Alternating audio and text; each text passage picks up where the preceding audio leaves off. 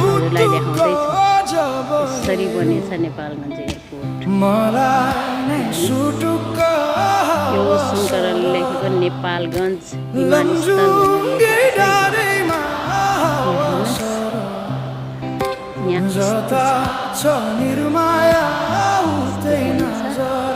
अनि यहाँ त्यो माथि पनि लेखेको छ। अनि यहाँ धेरै मान्छेहरू छन्।